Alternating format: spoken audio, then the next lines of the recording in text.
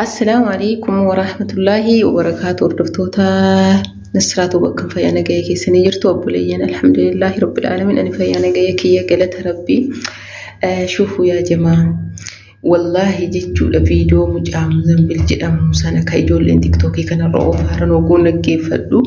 يعني أورمما ما جدام تو كان وتوان وان أفرا غرغرم وان أيتيك أيرت وإيتي جيتشو وان أيتي أفراك أيرت يا جماعة نمني أورمو مالي فما كان يعني بجود مسيك قلبي ولي جابو ددبي غرا ولي لافو ددبي مصيبة هدي كان جيتشو أبوليتين بقى يعني المونة ما أكون أكما أبوليتي كوتيتي أتوكية اللي أتو بوليتي كية تاتي اللي أتو فكينيا وركية تاتي اللي جتشون إسابرا ديبي توكو لما جدي بريكو مشان فياد إنك دكفل ميفلمي جاكاني أما ديبي كان في توكو مالي يلو توكو مالي نميتي بريكو مترباتا من براك أبا كان أبو جنا بريكو مدي دمار كاكاغوني ولتبوسمي أقول أمو هكذا فيجل مي ربي جل أسبا إلى لا مي أرمو لما كان إلى والله يوم ركتن جرس الدابر لك جرس نيوية والله بالله جرس الداتي ولا سلاجنا من أفانا معرفة بيكون ركتو والله لو كهينيا كان أفاني معرفة بين تركت مالي والله واني أكجرانا مغرقارو هنجيرو جتشول نما جرا بكا إنتي نما كينيا جتة إتسيك أتجت كنو أركتين أرمون غرا إتسرا فيدمتو غرا إتسمياتو يعني فائدة بيتشيتا جتشولا كان إتسرا برباد سبحان الله كان أفو جنان يا أبوليني غافركون إسين قبدي غاف واوي هاجي أمتني أبداً ummata keenya ummata jazbaa kana bira hin dhufina ummata soddaa sana bira dhaqaati jechuudha keessumatti warri afaan beeytam jara bira dhaqaati rakkina keessanii madda wallahi rakkina keessanii sin furamaa amallee namni akkii kana isin nyaatullee hin jiru kan keenya subhanallah ummata ajaa'ibaa ummata rabbiin ofirratti sodaan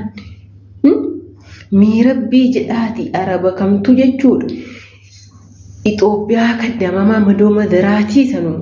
subhanallah birrii kuma torbaatama riyaala kuma torbaatama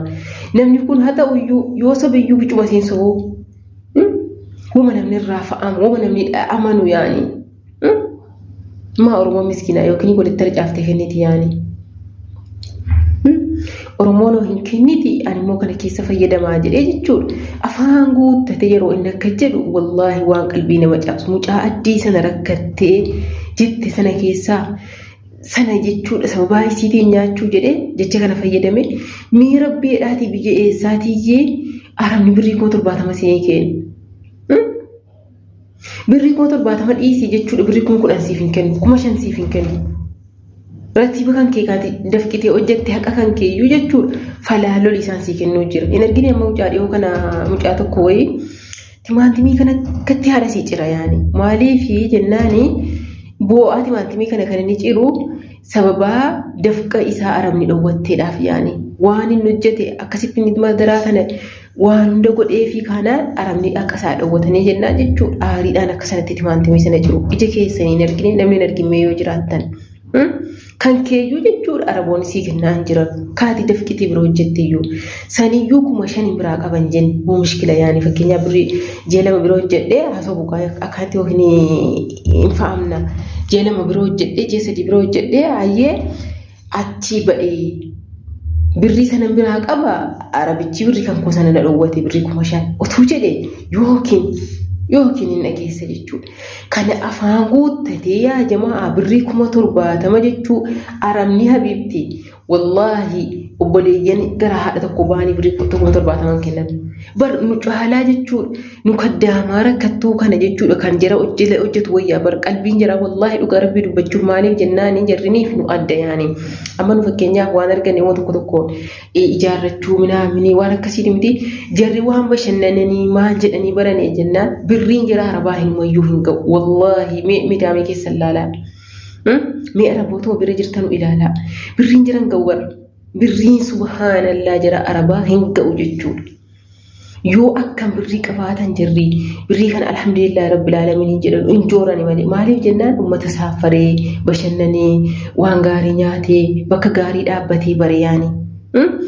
uummata akka kanaa kanatu yigaa jechuudha. Sanuu Itoophiyaadha. Sanuu Mahamadoo Madaraati waa wajii wa'iyyuu jechuudha. Fakkeenyaaf numa jira miti otuma akkam ta'e kennaaf jedhee akkasitti Oromoo gowwoomsuu jedhu. Wallaahi jechuudha yeroo akka kanaa kana adaraa yoo rakkattan uummatuma keenya sanatti himatinaa rakkina keessan kanas iddee biraa dhaqaate jara soddaatti madhaa. Yookiin immoo wallaahi lubbuun keessan guyya rabbiin baaste malee abadan sababumaa fi rabba asalan nyaanee akkas taa'e godhe malee silumaayyuu yoo namichi sun otuu waan lubbuun siisuun namicha san harkatti ba'a rabbiin gaafa duraa qaddaree fi jechuudha. Abadan abbaan fedhe baasuu hin danda'u. Okay, kanaafuu jennaani lubbuunan keessanii bakka rabbiin itti baasee malee bakka isinii of sodaattanii maal taatanii dhaafee miti. Wallaahi billaahi bakka rabbiin immoo lubbuun kan kee asitti baate jedhee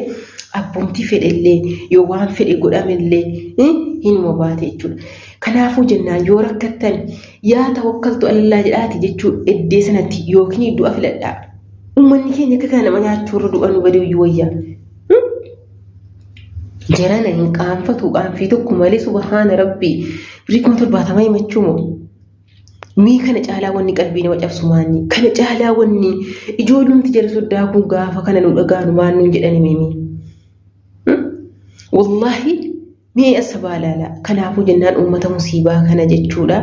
Wallahi gurbattii horuu dabduu sana jechuudha jaalladhu an silaayyuu ergi guyya gaafa isin amantii sana jechuudha. Akkasitti namni amantii ofiyyuu akkam abbaan fedhe nama arrabsuu miti. Waan fedhe namni kamiyyuu siin jedhe namni amantii ofii jijjiirratu. Maaliif jennaan amantiin fakkeenyaaf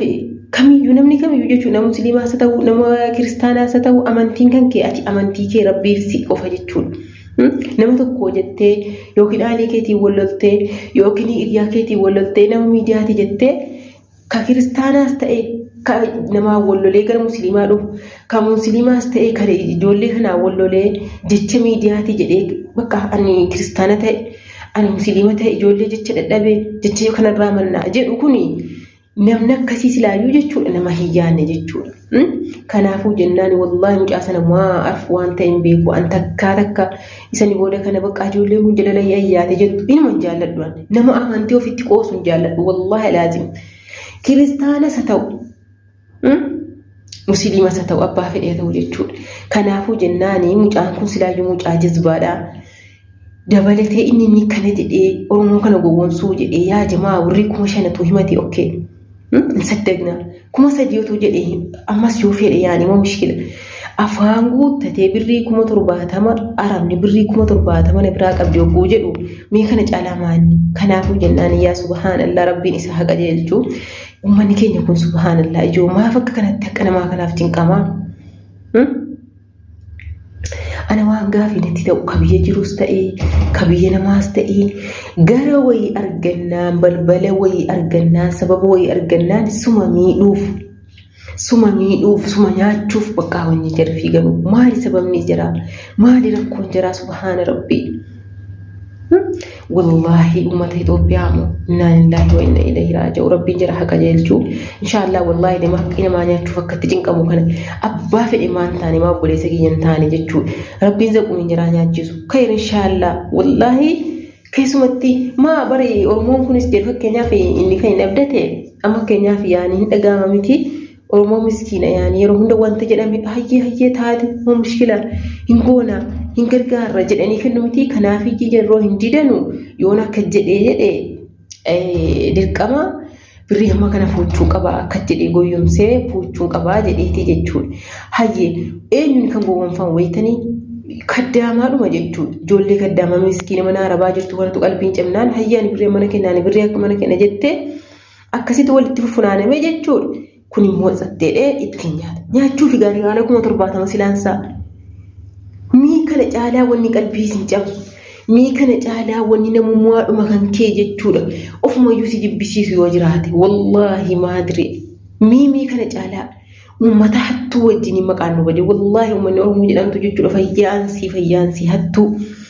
abbaa feete yoo taate hattuu